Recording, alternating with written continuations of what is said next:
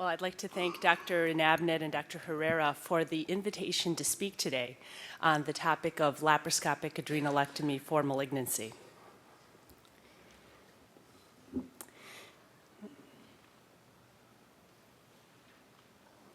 we go back? There we go. How do you...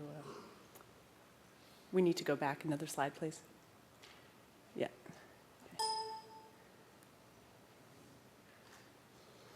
There we go. Okay, thank you. How do I move it forward? There we go. Okay.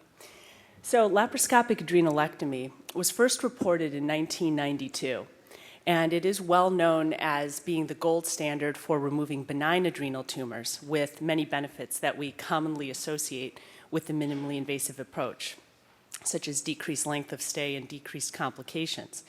However, there still is controversy regarding whether resection should be applied for malignant lesions. Next slide, please.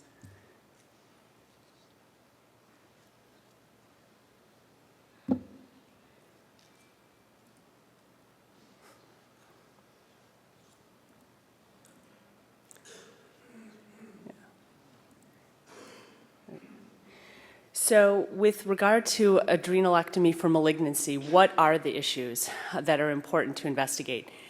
First of all, with regard to malignancy, is it appropriate to remove tumors laparoscopically when they are showing evidence of being adrenocortical carcinoma, adrenal metastases? Then we'll also touch on the technical considerations that are specific for removing an adrenal laparoscopically with cancer, and then with some guidelines for approach towards the end of the talk. With regard to adrenocortical carcinoma, we know that resection is the only chance that you have for long-term survival for a patient. Resection can involve radical adrenalectomy and sometimes partial nephrectomy or en-bloc resection. We know that the median survival for adrenocortical carcinoma is dismal, about 14 to 36 months, with 5-year survivals reported anywhere from 23 to 62%, and a 10-year survival of about 10%. What's important is that survival for patients who have unresected disease is at best about 3 to 9 months. So this is a very important point when dealing with patients with this kind of tumor. A paper from our institution published in Annals of Surgical Oncology summarized various studies that looked at survival after resection of adrenocortical carcinoma. What you'll notice here is that with these numbers of patients, those who underwent complete resection had long-term survivals, 5-year survival in the range of 38 to 62%.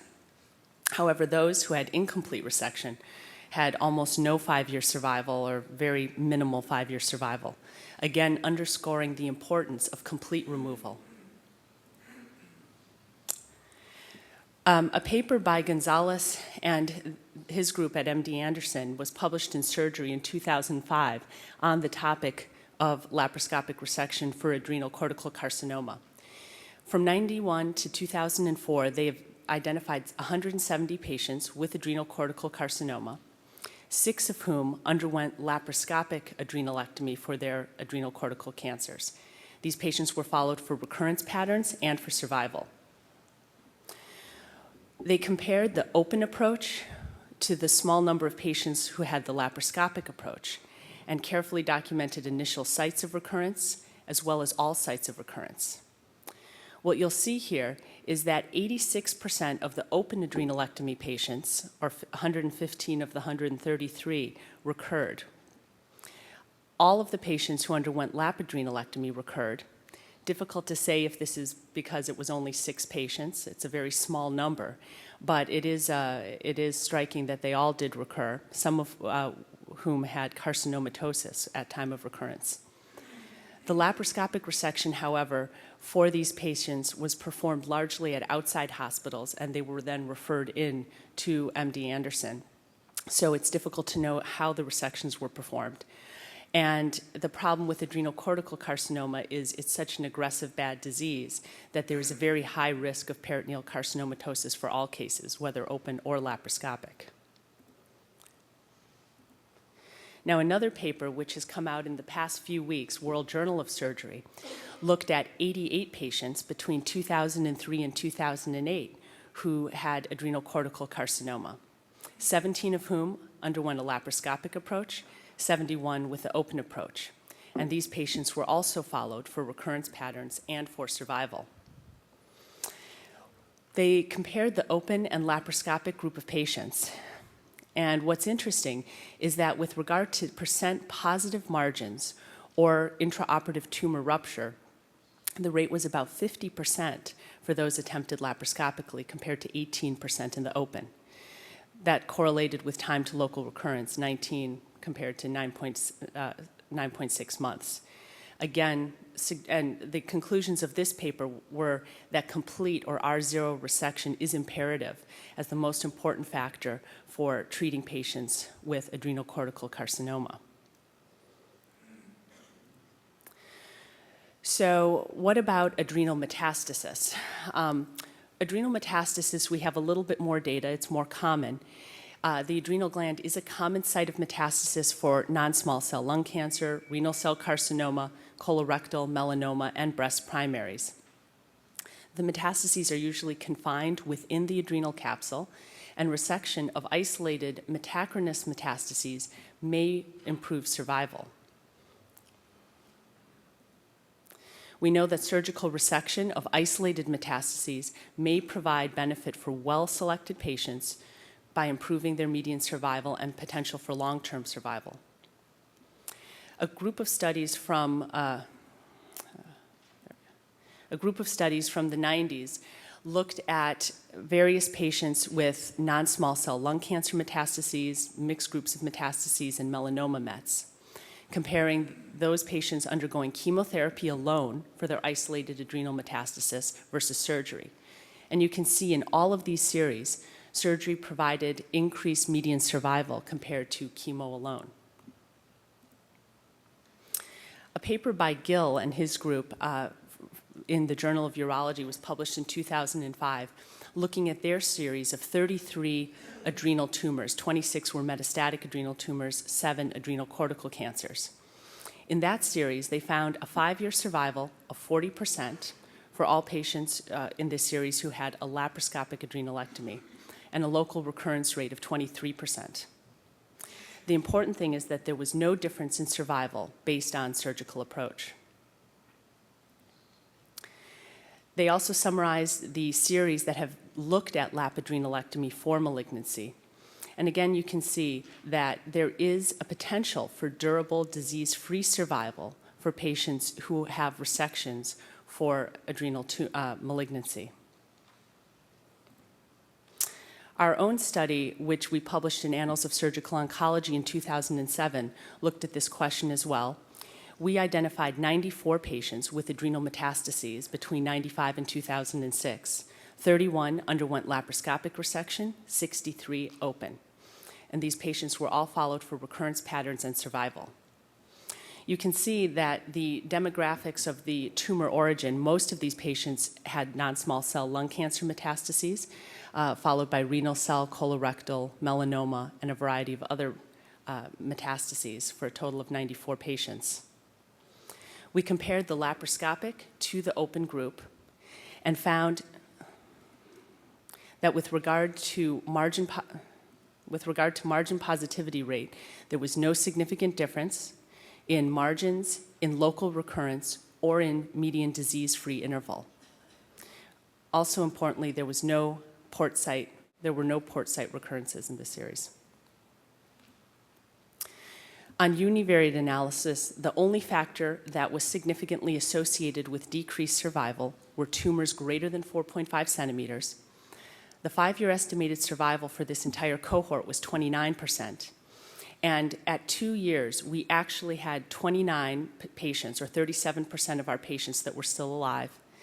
At 8 years for follow-up, 6 of the 34 patients, or 17%, were actually still alive, demonstrating some nice benefits. Most importantly, there were no differences in the 5-year survival between the lap adrenal and open adrenal groups. That's emphasized by the survival curve, where you can see the survival in terms of months from resection. 5-year survival, 29% in the lap group and 32% in the open group. And local recurrence rate, 11% in the lap, 21% in the open group. No significant difference here. So with regard to malignancy, it appears that adrenocortical carcinoma is such an aggressive tumor with poor outcomes that the approach for these lesions should be carefully considered before undertaking a laparoscopic approach, and perhaps shouldn't be done. For isolated adrenal metastases, however, for well-selected patients, there does appear to be long-term survival a benefit that may be provided to these patients. So with regard to technical considerations, there are a variety of different metastases that you can resect, and they're usually nicely encapsulated. These are 4 different tumors from patients that I resected. This is a patient who has a renal cell carcinoma metastasis to the adrenal, one with a melanoma metastasis, and the bottom 2 patients with non-small cell lung cancer metastases. And you can see that for the metastases that are small, well encapsulated, these are ideal kinds of tumors to be approached laparoscopically. So when deciding what the appropriate approach is, if you know you're dealing with an adrenal metastasis, a tumor like this, well circumscribed, small, could be considered. However, a patient with a tumor of this size, this happened to be a patient with an adrenocortical carcinoma who required a distal pancreatectomy and en bloc splenectomy as well. That would not be the appropriate patient to approach laparoscopically. So some special considerations for removing adrenal metastases laparoscopically, or lessons learned over a few years. I found that recent cross-sectional imaging is very important if you are planning to remove an adrenal metastasis. I found within 3 weeks of the time of resection. Several patients I had imaging, good quality imaging, 6 weeks prior to resection, and had growth of more than 2 times the tumor size, from 3 to 6 centimeters in one case, and in one case from 3 to almost 10 centimeters. So remember that these grow very rapidly, and having very recent imaging for these kind of, planning these kind of surgeries is useful.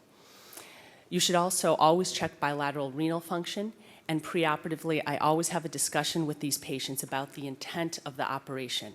If we are going in to remove the adrenal metastasis as the only isolated focus of disease, we discuss the possible need for nephrectomy as well.